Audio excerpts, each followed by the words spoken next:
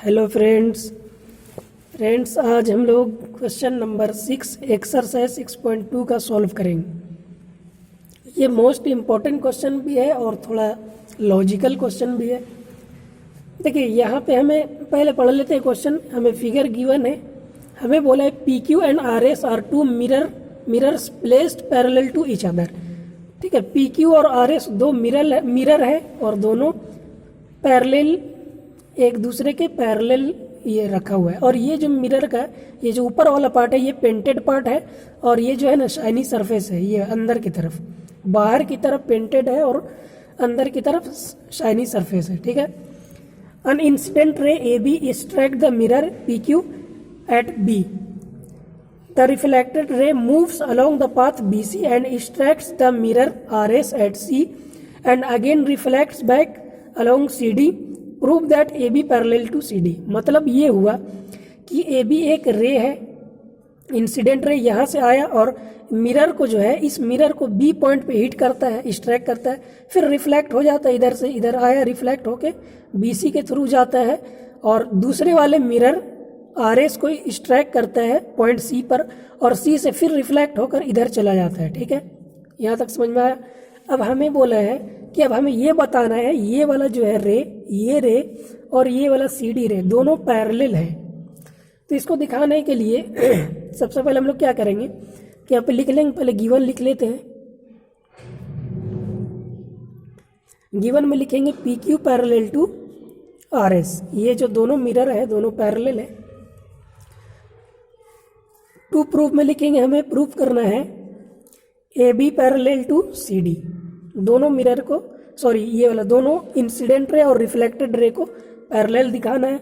अब प्रूफ देखते हैं। यहाँ पे पहले कंस्ट्रक्शन यहाँ पे लिखना होगा। देखिए कंस्ट्रक्शन क्या करेंगे इस बी पॉइंट से एक नॉर्मल ड्रॉप करेंगे। आप जानते हैं कि नॉर्मल जो होता है वो एक परपेंडिकुलर ही होता है। ठीक है, मतलब एक परपेंडिकुलर हम अभी ड्रॉप कर रहे हैं, आपको बस इतना याद रखना है। इसका नाम एम देते हैं और इस पॉइंट सी से एक परपेंडिकुलर ड्रॉप करेंगे, उसका नाम देते हैं एन। ठीक है, अब देखिए यहाँ पे दो एंगल का डिस्ट्रीब्यूशन हो रहा है, एक ये एंगल और एक ये एंगल। यहाँ पे भी एक ये और एक ये। ठीक है, इसका नाम 1 और इसका 2, इसका 3 और इसका 4 दे देंगे। अब ध्यान से देखिए, आपको मालूम है कि अगर कोई मिरर है, ठीक है, इस तरह से कोई मिरर है और यहाँ से आप कोई लाइट जो है, लाइट रे यहाँ से स्ट्राइक करता है इस मिरर को इस पॉइंट पे, तो ये जो लौटेगा इसको हम लोग इंसिडेंट रे बोलते हैं और इसको रिफ्लेक्टेड रे बोलते हैं। और इंसिडेंट रे जो है, अब हम लोग क्या करते हैं, यहाँ से एक नॉर्मल ड्रॉप कर लेते हैं, इसको नॉर्मल बोलते हैं, जो कि इस लाइन के परपेंडिकुलर होता है। तो अब याद रखें, इस नॉर्मल और इस इंसिडेंट रे के बीच में जितना एंगल बनता है उतना ही एंगल इस नॉर्मल और रिफ्लेक्टेड रे के बीच बनता है। इसको बोलते हैं लॉज ऑफ रिफ्लेक्शन। ये फिजिक्स का पार्ट है। आप सिंपल से लॉजिक देखिए कि अगर ये सरफेस है, ये फ्लोर का सरफेस है, आप यहाँ से एक बॉल मारते हैं तो जिस एंगल से नॉर्मल के साथ, जिस एंगल से मान लीजिए 50 डिग्री से अगर ये नॉर्मल के साथ बना रहा है तो ये लौटेगा भी 50 डिग्री के साथ। ठीक है, इसी को बोलते हैं लॉज ऑफ रिफ्लेक्शन। इसी का यूज यहाँ पे करेंगे। तो यहाँ पे आप देखें ये इंसिडेंट रे है और जहाँ पे मिरर को हिट कर रहा है और यहाँ से ये रिफ्लेक्ट कर रहा है, तो हम एक नॉर्मल ड्रॉप किए हैं ये। ठीक है, जो कि परपेंडिकुलर, जब शुरू में परपेंडिकुलर बोले वो एक्चुअल में नॉर्मल है। तो नॉर्मल और इंसिडेंट रे के बीच ये वाला एंगल और ये वाला नॉर्मल और रिफ्लेक्टेड रे के बीच का एंगल दोनों आपस में इक्वल होता है।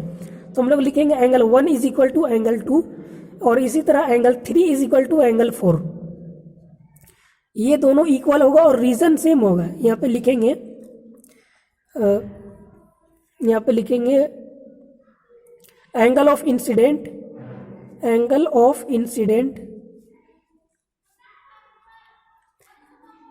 Is equal to angle of reflection. इसको आपको याद रखना है, इंसिडेंट एंगल और रिफ्लेक्टेड एंगल दोनों इक्वल होता है। ठीक है, अब हम लोग यहाँ पे आ जाते हैं। तो यहाँ तक एंगल 1 2 के इक्वल है और एंगल 3 4 के। अब हम लोग क्या करेंगे, देखिए ध्यान से, ये एक परपेंडिकुलर है, मतलब ये एक हम लोग जो परपेंडिकुलर ड्रॉप किए हैं नॉर्मल है और ये भी एक परपेंडिकुलर ड्रॉप की। तो जब दो पैरेलल लाइन के बीच में परपेंडिकुलर है तो ये वाला एंगल एंगल 2 और एंगल 3 ये दोनों इक्वल होंगे, याद रखिए। आपको जेड का शेप दिख रहा होगा इस तरह से, तो एंगल 3 जो है एंगल 2 के इक्वल होगा और ये अल्टरनेट इंटीरियर एंगल होगा क्योंकि दोनों लाइन परपेंडिकुलर है।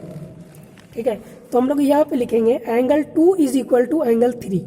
ठीक है, यहाँ पे रीजन लिखेंगे B M perpendicular to P Q and C N perpendicular to R S. ठीक है, इस तरह से लिख दिए रीजन। अच्छा, यहाँ पे एक चीज़ देख लें कि यहाँ पे कंस्ट्रक्शन में हम लिखना भूल गए हैं, तो वो आपको लिखना है, यही चीज़ को लिखना था। बी एम परपेंडिकुलर, यहाँ पे लिखेंगे draw B M perpendicular to P Q and C N perpendicular to R S, ये लिखना था। ठीक है, यहाँ से प्रूफ है। ठीक है, ये हमारा प्रूफ वाला पार्ट है। तो अब देखिए 2 एंगल 3 के इक्वल होगा। अब दोनों तरफ 2 से मल्टीप्लाई कर दे इस तरह से, अपनी तरफ से आप मल्टीप्लाई कर सकते हैं, कोई दिक्कत नहीं है क्योंकि किसी भी इक्वेशन में बोथ साइड सेम नंबर से मल्टीप्लाई किया जा सकता है, कोई वैल्यू चेंज नहीं होता है। अब क्या करेंगे, देखिए अब 2 से जब मल्टीप्लाई इसको कर दिए तो हम इसको इस तरह से लिख सकते हैं एंगल 2 प्लस एंगल 2, 2 टाइम्स है मतलब 2 बार लिख सकते हैं। 2 टाइम्स 3 है मतलब एंगल 3 प्लस एंगल 3, इसको भी लिख सकते हैं। अब देखिए इस 2 के जगह में हम लोग एंगल 2 तो 1 के इक्वल है, तो मतलब इस 2 के जगह पर एंगल 1 लिख देंगे और एंगल 2 को 2 रहने दें। ठीक है, उसी तरह एंगल 3 को रहने दें और इस एंगल 3 को, क्योंकि दो पीस है तो एक को हमको रिप्लेस करना है, किससे करेंगे, तो एंगल 3 4 के इक्वल है। ठीक है, तो यहाँ पे 3 के जगह एंगल 4 लिख देंगे। अब देखिए यहाँ पे क्या आ गया, एंगल 1 प्लस 2, तो आप देखेंगे यहाँ पे एंगल ये वाला एंगल 1 और प्लस एंगल 2 मिलकर क्या बना रहा है, ये वाला एंगल। ठीक है, मतलब ए बी सी बना रहा है, तो हम लोग लिखेंगे एंगल ए बी सी। और 3 प्लस 4 ये वाला 3 प्लस 4 मिलकर क्या बना रहा है, तो हम लोग बोलेंगे D C B, angle D C B. इसका मतलब ए बी सी ये पूरा एंगल और ये पूरा एंगल दोनों जब आपस में इक्वल आ ही गया है तो हम लोग लिखेंगे but these are alternate interior angles.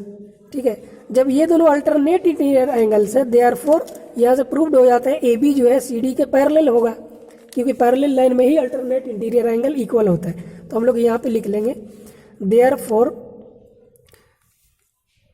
A B parallel to C D, बस हमें ये प्रूव करना था, हेंस प्रूव्ड। देखिए इसको आराम से आप दोबारा भी देखें तब आपको और क्लियर समझ में आ जाएगा। ठीक है, क्योंकि थोड़ा सा इसमें साइंस का पार्ट इन्वॉल्व था। तो उम्मीद है फिर भी आपको समझ में आ चुका होगा। वीडियो को अच्छा लगे तो ज़रूर लाइक करें और चैनल को सब्सक्राइब करना ना भूलें। Thanks for watching.